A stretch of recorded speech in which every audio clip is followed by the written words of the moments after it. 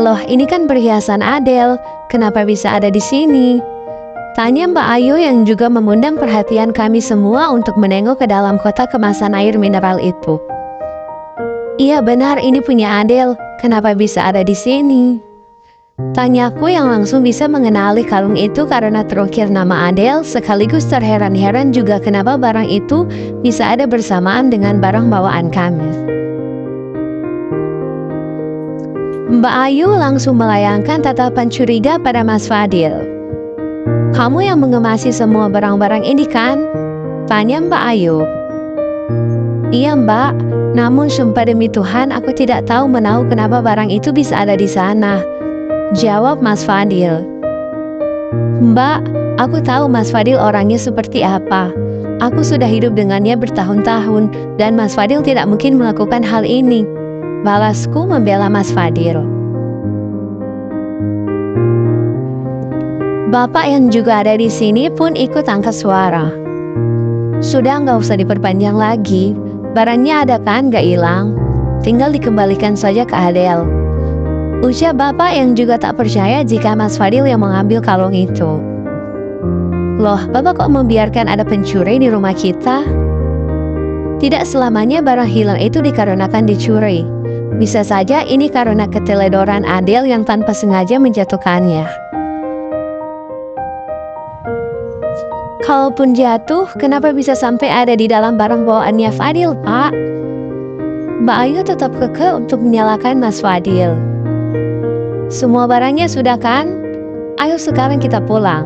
Balas bapak langsung menyeret Mbak Ayu untuk kembali ke rumah agar ia tak membuat keributan di rumah ini. Tegas sekali mereka. Bahkan aku sudah mengalah dan pindah dari rumah itu, namun mereka masih mencoba memfitnah suamiku dengan perbuatan seperti ini. Mas, maaf ya. Maaf untuk apa? Karena sikap keluargaku terhadapmu.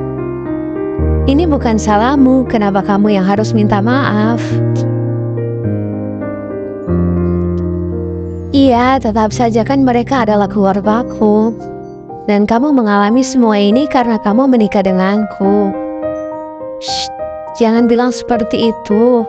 Aku tidak pernah merasa terbeban dengan kelakuan mereka hanya karena menikahimu. Sudah nggak usah diperpanjang seperti kata Bapak. Selama kita jujur, Tuhan akan menunjukkan kebenarannya. Aku merasa bangga.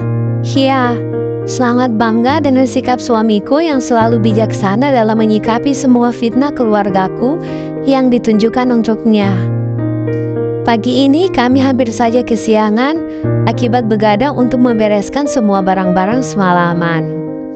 Aku bergegas mandi dan bersiap berangkat bekerja, begitupun dengan Mas Fadil. Seperti yang sudah kuduga, lingkungan dengan suasana yang padat penduduk seperti ini pasti akan sangat merepotkan. Ya, baru saja mau keluar dari pintu, kami sudah disambut seorang ibu-ibu yang mengaku sebagai tetangga dekat kontrakan kami. Beliau terus menanyakan tentang asal-usul kami seakan menginterogasi tentang identitas kami. Padahal semalam pun kami sudah melapor kepada Pak RT untuk tinggal dan menetap di kontrakan ini. Apakah aku juga harus memperkenalkan diri satu-satu kepada warga di kampung ini? Aku bukan tidak ingin bersosialisasi, namun selalu saja setiap menjalin hubungan dekat dengan orang lain, mereka selalu akan menanyakan hal yang menyakitkan untukku. Kok belum punya momongan?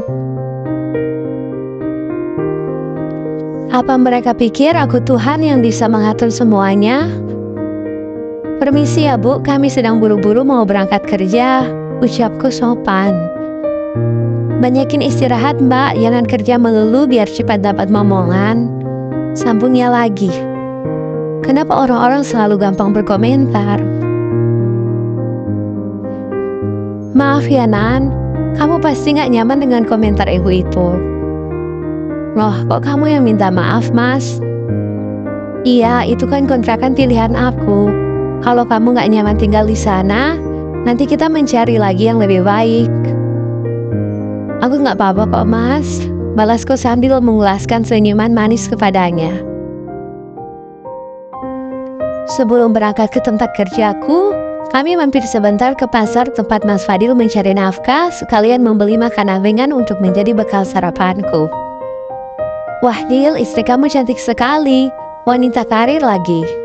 Kamu sangat beruntung mendapatkannya, ucap seorang pedagang ikan yang menjadi teman jualannya Mas Fadil.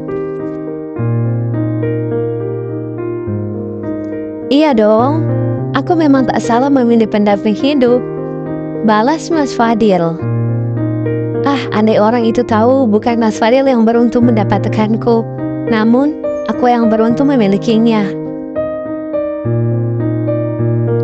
Hingga tiba di tempat kerjaku, aku masih merasa bingung karena tak adanya satupun telepon yang masuk dari orang rumah untuk mempertanyakan tentang peristiwa perhiasannya Adele itu. Mungkin Bapak bisa menyembunyikannya, tapi aku tidak yakin dengan Mbak Ayu. Lagi pula, apa gunanya mereka membuat jebakan fitnah itu jika hanya akan mendiamkannya? Atau apa mereka punya rencana lain? Ah, aku tak boleh lengah. Aku harus terus berjaga, terutama untuk nama baik suamiku. Hingga 3 hari berlalu, keadaan masih sama. Tak ada tanggapan apa-apa dari rumah atas insiden itu. Mungkin kali ini aku akan membiarkannya dan menganggap mereka sudah tobat dan tak mempedulikan hal itu lagi.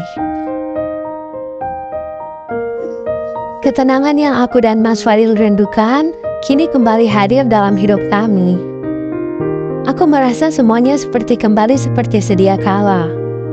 Aku bebas melakukan apa saja, begitupun dengan Mas Fadil. Bahkan ia terlihat begitu semangat menyantap masakanku dengan lauk seadanya. Sangat berbeda dengan kondisi saat di rumah ibu. Meski lauknya bermacam-macam, namun ia tak bisa bebas menikmati makanannya. Namun, hidup memang tidak selalu sempurna. Baru saja kami mengecap kebahagiaan, ada saja tingkah dari para tetangga yang selalu mengusikku. Hari ini mereka melayangkan sindiran-sindiran pedas untukku, hanya karena melihat Mas Fadil yang berbelanja sekaligus melakukan pekerjaan rumah seperti memasak dan menjemur pakaian untukku.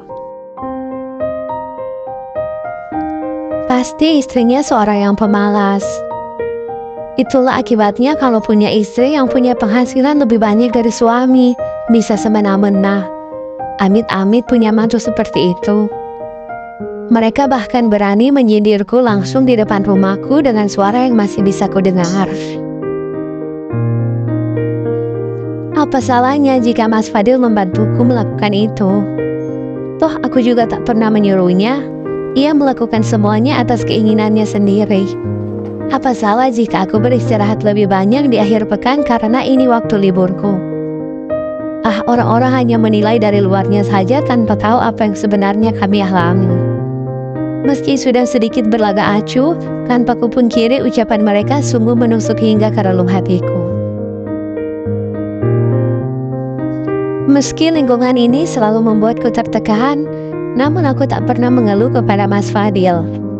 Ya, mungkin ini giliranku untuk bersabar demi Mas Fadil, sebagaimana ia selalu bersabar menghadapi keluargaku.